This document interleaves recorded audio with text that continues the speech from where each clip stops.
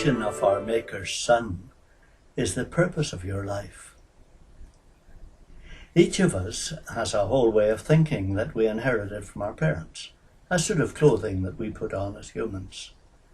We get our security from the things we have, our significance from people's opinion of us, and our happiness from our circumstances.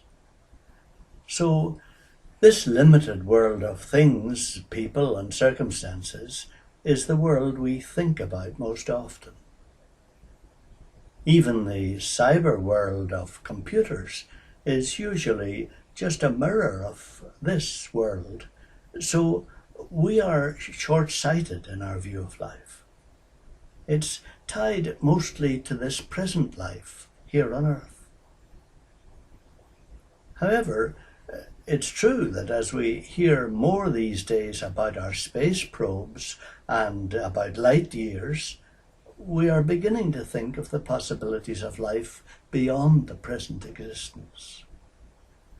This is taking on a more serious aspect now that our theoretical physicists suggest that there may be parallel universes, and that we may grow older faster or slower as we travel elsewhere in space.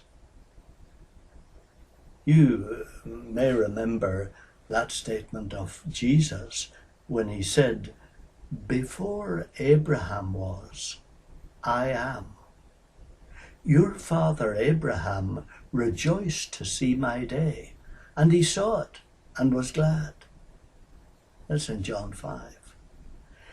This is the world that opens up for us as we begin to take seriously the implications of our real relationship to the mysterious human being, Jesus, who is described so naturally as the only Son who lived with his Father, our Creator, outside time.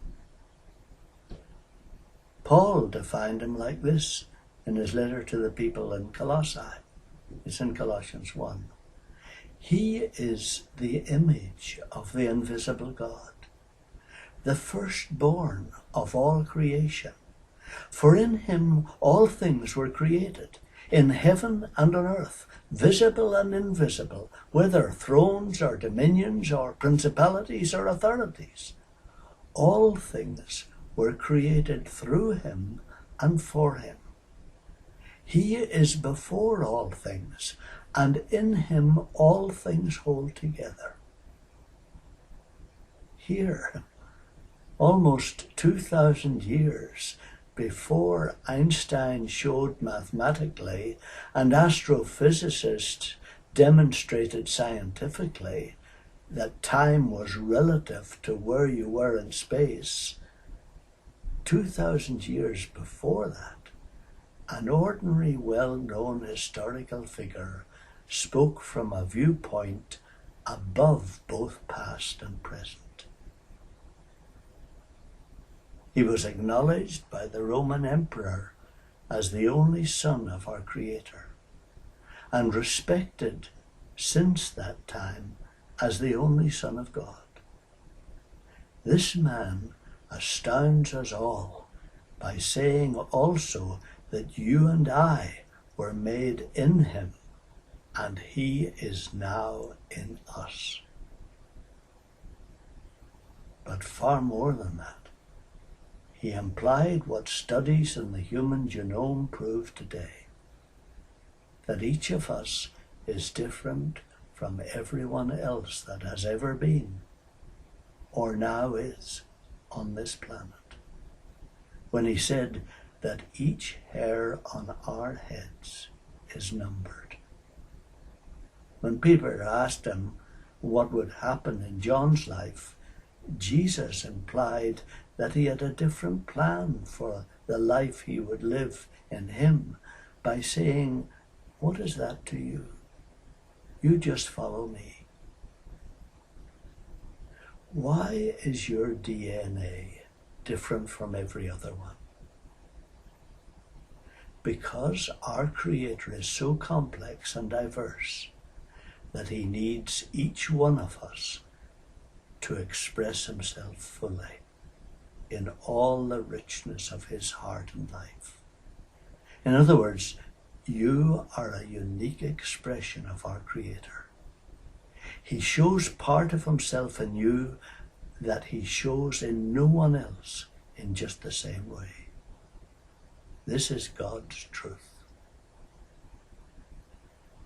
This reality, of course, appeals to our own common sense. Why would the Creator make every one of us different from each other? Just because he enjoyed diversity? Or because he made us in his image, so rich and infinite that he can only begin to be revealed in the lives of billions of human beings like ourselves? His only Son has planned to show in you a side of his Father that will not be seen in the same way in any other person. This is why Paul wrote that all things work together for good, that we might be conformed to the image of his Son. Your experience is unique, and no one else has been exactly where you have been, or seen exactly what you have seen.